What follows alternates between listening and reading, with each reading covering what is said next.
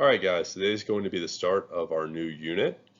This unit is called River Valley Civilizations, and this is day one of notes, where we will cover Mesopotamia.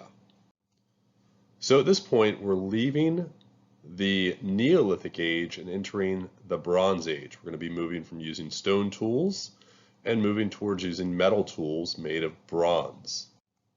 If you remember the image of the early fishing village, from our last set of notes, we've come a long way when we look at this picture, which would be a city-state located in Sumer, the civilization which is in Mesopotamia.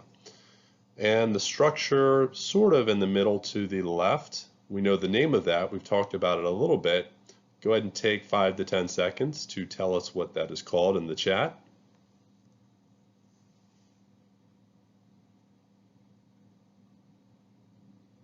And you should be thinking ziggurats. Okay, so we're going to find out more about Sumer today as we go through these notes. We previously discussed the city of Ur in the last set of notes from the last unit. The city was discovered in 1922, and it was located along the Euphrates River, which is in Mesopotamia. It was located in what is today southern Iraq. We do need to remember the Tigris and Euphrates rivers make up Mesopotamia. The Tigris River is located to the north of the Euphrates. Tigris sounds like tiger, and if it pounces on you, it lands on top. And around 30,000 people live there, and it reached its height around 3000 BCE, so around 5,000 years ago. One reason Ur was so successful was because of its location near the Euphrates River. They would dig irrigation channels to bring water to their fields, and this allowed them to farm for miles away from the river. Now, the river would also flood, and when we think of flooding, we usually think of the disaster that comes with it. But in this case, the floods were good because they provided silt to the people of Ur. Silt is a rich, dark soil, and it would help farmers to grow their crops. If you've been to a river or lake or pond and you sink yourself to the bottom, you put your feet in silt. When you put your feet down to the bottom, you feel that really mushy stuff. That's the silt, and when the river floods, that's what's left behind on the banks of the river, and that's what the people of Ur would use in order to farm. If you've seen any videos of the aftermath of a flood, usually it's that silt, that dark soil that's left behind in the basements once the water has receded. Most people in Ur lived in one-story houses. They haven't figured out how to make houses taller yet. They made pottery in order to store food and water, and also bronze, the metal that they would make by combining tin and copper. So Ur was a center of trade for a larger area. And the city would have a marketplace called a bazaar. Think like a farmer's market where different people bring their goods from all over the region in order to trade them. And of course, they did not have money. Instead, they used the barter system where you would trade one good for another good. So they don't have money yet. That won't come till later. And we can see in that picture, we're trading fish for what looks like some sort of grain. They might also barter a good for a service. Maybe we need some bricks moved, and we will pay the people with chicken. At the center of the city, you would have your ziggurat, your step pyramid. It looks like a layered cake with a very large base, and then as you get to the top, the layers are smaller. They didn't know how to build tall structures without making it in such a way, otherwise it would collapse. The ziggurat was the religious center of the city. So we tend to use the words Sumer and Mesopotamia interchangeably, but Sumer is the civilization and Mesopotamia is the region. For us, we know what you're talking about, whether you use either word. But Mesopotamia means the land between the two rivers and refer to the Tigris and Euphrates rivers. This region was first settled in 3500 BCE, Mesopotamia is located in the Middle East region, and it's located where we have the modern-day countries of Iraq, Turkey, Lebanon, Israel, and Syria. The first cities of the world were located in Mesopotamia due to the land being very fertile. We talked about silt a little bit earlier, meaning they could produce a wide range of crops and have a high crop yield every year. So the flooding provided the fertile silt needed for farming. So again, we have Sumer, which is this area here, the actual civilization where these city-states are located. Mesopotamia is all the land between the Tigris and Euphrates River, and if you follow it all the way around, you get the Fertile Crescent, all the way to the coast of the Mediterranean Sea.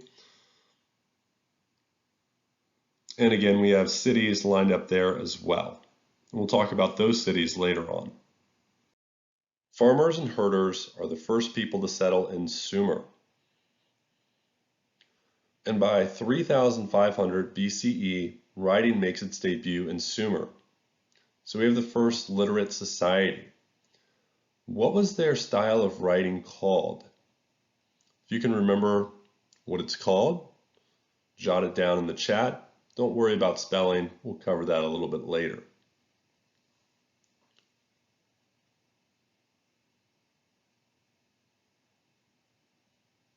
So hopefully you put down cuneiform. We'll talk about it a little bit later in these notes.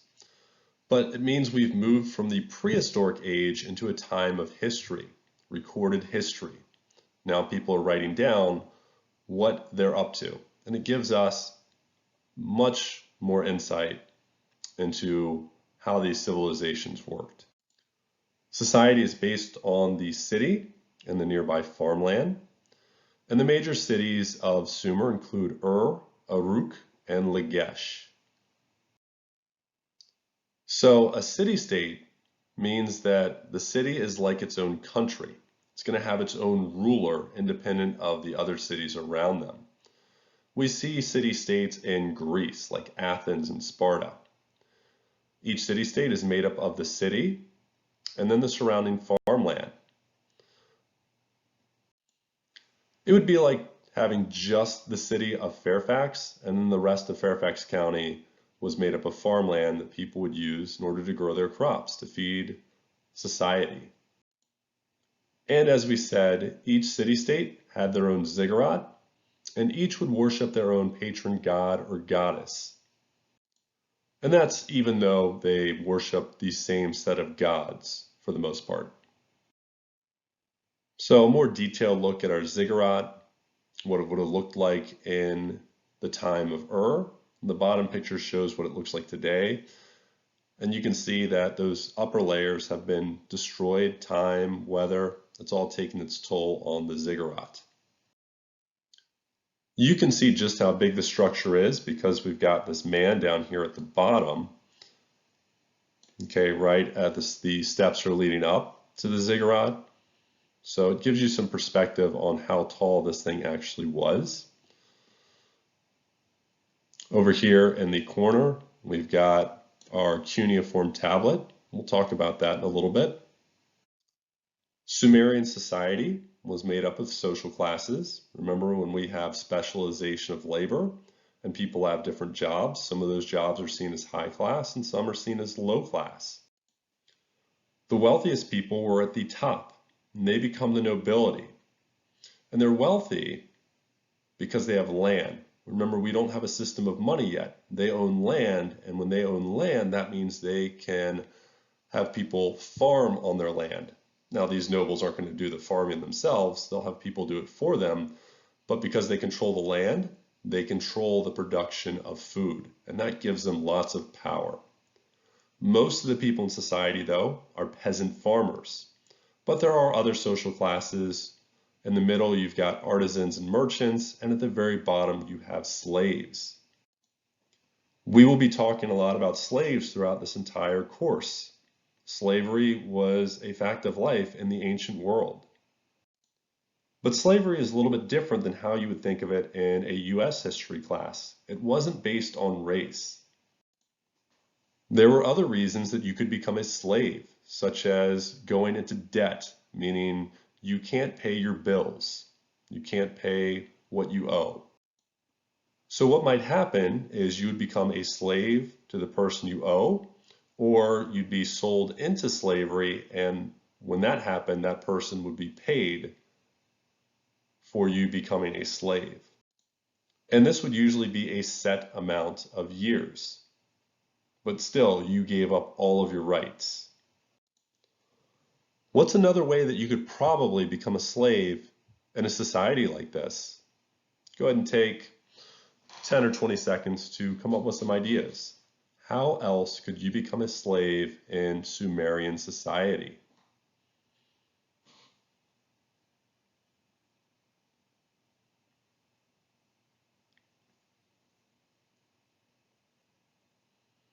So, criminals could also be enslaved, or if you were a prisoner of war, your side lost the war, you might be taken back as a slave, and in this case, it would probably be for the rest of your life.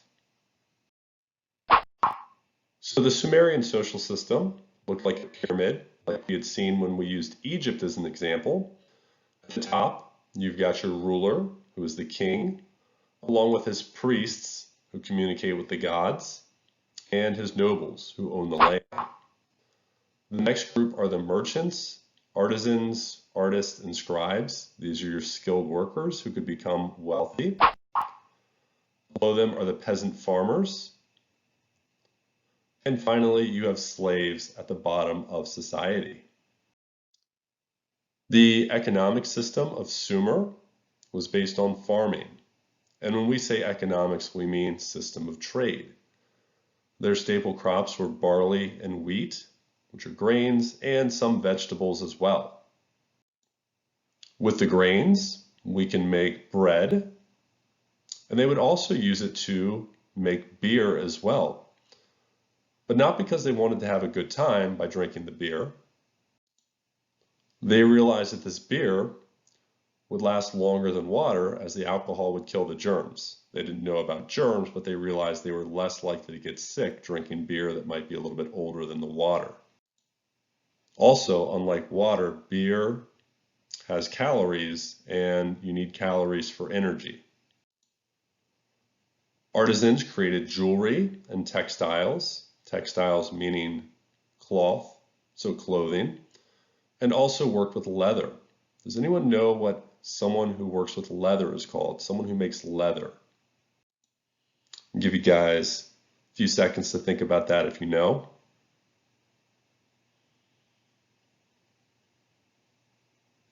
Someone who works with leather is called a tanner. And from what I've heard, it's one of the most disgusting jobs that there is, as you're peeling meat off of these hides, using different acids to make sure that the leather doesn't go bad. It is incredibly smelly and messy, not something that I would want to do. The cities would host markets called bazaars. They don't do it out of the goodness of their hearts. Those who come to the bazaar to trade are going to have to pay a tax to the city. So even in the ancient world, you had to pay your taxes. And we know they traded with other civilizations, including Egypt to the west and the Indus civilization to the east. And we'll talk about how we know that a little bit later. Of course, having the sail and the wheel helped them to travel long distances. So when the people of Sumer first got together, they had a very rough early idea of a democracy in mind, where adult males would meet to discuss things of importance. People needed to cooperate to control the flow of water from the rivers in order to farm. But this system doesn't last very long. And in fact, we credit Athens with having the world's first democracy. We'll get to them midway through the year. But over time, what we get is a system where one man is in charge, called the king, or Lugal in Sumerian language. And he usually took power because he was a master of warfare. He was a warlord. But over time, he would also take charge of government duties and eventually even be put in charge of religious duties. So since the king controls the army, that's what really gives him his authority, but he'll also use religion as a way to give himself authority as well. And if you're the king, you want to keep that kingship running through your family line. So we begin to see dynasties, and that's a vocab word you're going to need to remember. A dynasty is a series of rulers from one family. So if I'm the king and I have a son, my son would be the next king. And it's usually your firstborn son. Of course, later on in different civilizations, we'll see dynastic disputes that lead to civil war. So we would say that Sumer has two types of government style. The first we talked about on the last slide, which is monarchy, ruled by one, in this case a king. That's a word you should be familiar with. The other is theocracy. Theo meaning religion. So theocracy is a type of government where the ruler is the religious and political leader. So in Sumer, a king would be the head priest as well, the one who could communicate with the gods. We don't see them very often in today's world, but one example would be Iran. Their supreme leader is both a civil and religious leader, and the mullahs, Islamic clerics, have a lot of power as far as what goes on in the government and in the daily life of the people. So both monarchy and theocracy were used in Mesopotamia. Cuneiform will be a little bit of review for you guys. Sumerian writing is called cuneiform, and it's a pictogram or picture symbol. So it's not a letter. A letter stands for a syllable, whereas these pictograms would stand for an entire idea. Cuneiform means wedge shape. They would take their stylus and punch these different shapes into wet clay, and when it dried, you'd get a tablet. And this is the oldest form of writing. Okay, you need to remember that. Cuneiform is the oldest form of writing. We'll see other written languages as we move forward and talk about different civilizations. So, unlike last unit, you will need to know people. And the first person you need to know will be Sargon. Sargon was the first ruler who was able to conquer the city-states of Mesopotamia. He came from a place called Akkad in northern Mesopotamia. He led a massive army and took over all these city-states which used to be independent, and he ruled all of them. So in effect, he created the world's first empire, which is an area under control of one ruler. That's an idea that will keep coming back throughout World History 1 and World History 2. So Sargon creates the first empire and rules Mesopotamia around 2300 BCE. Sargon is also just an awesome name. I told my wife that if we have a son, we're going with Sargon. I think Sargon Fox would work really well, but she's not really thrilled about it. Here we have a statue of Sargon, so we've got a good idea of what he looked like. You'll notice that he does have a pretty epic beard. It almost looks like it's dreadlocks, but they just weren't really good at sculpting beards yet. They'll get better at it as time goes on, but still probably a top 10 beard in all of World History 1. If you're going to be a great ruler, you need to have a great beard. In 2000 BCE, another group from the north, warriors called the Amorites, invade and take over Mesopotamia. And they're going to set up an empire, and their capital city will be Babylon. Babylon will become the center of the Mesopotamian region, and this empire would reach its peak under the rule of a king named Hammurabi. So Hammurabi becomes king of Babylon around 1800 BCE, And he extends the rule of Babylon all the way to the Mediterranean Sea, creating a great empire. And although he creates this great empire, what he was really known for was writing down the first code of laws, called Hammurabi's Code, named after him, of course. Now, this wasn't the first laws created. There have been laws before this time, but they had not been written down. So when we turn something into a code, it means it's now written down. People can now look at this code of law and they know what the laws are, and they also know what the punishments are. And under Hammurabi's code, these punishments were harsh. We call it eye for an eye justice. If you take my eye, I get to take yours. And we're going to look at some of those laws when we're done with our notes, and we're going to decide which ones we like and which ones we'd like to get rid of. So here we see Hammurabi getting these laws from the sun god Marduk. So in this picture over on the left, which guy is Hammurabi, the king? Is King Hammurabi the guy on the left or the guy on the right? Go ahead and type out your answer in the chat. Is Hammurabi the guy on the left or the right?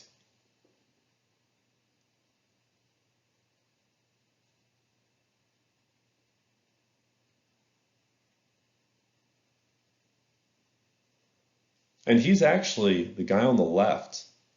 The guy on the right here, this is actually Marduk. Okay, Marduk is one of their gods. So Marduk is actually handing the laws to Hammurabi. And this gives Hammurabi's laws even more credibility. If you break the law, you're not just breaking Hammurabi's laws, you're breaking the God's laws. So that's even more incentive to be a good subject.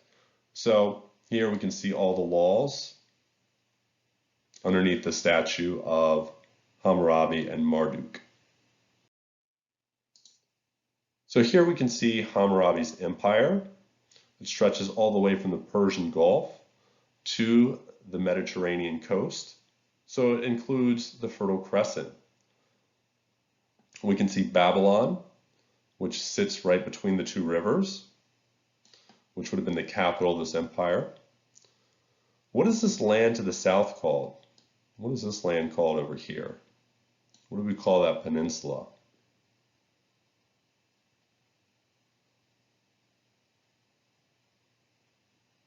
Okay, that's Arabia. Today it's Saudi Arabia.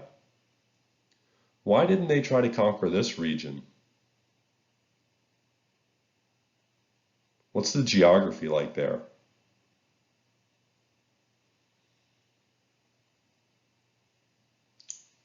Hopefully you said it's because it's a desert. And even though it's a desert, it's going to play a very important part in world history around 600 CE with the rise of a religion. We'll get to that much later. The Sumerians gave us the first epic. An epic is a long poem which focuses on a hero who accomplishes major achievements and overcomes major obstacles. And it usually has supernatural elements to it. So we're talking about a grand story. And we see these in writing, and we also see these in film as well. So what are some epics you've probably heard of, either historical or modern day takes on the epic? Go ahead and list those in the comment section.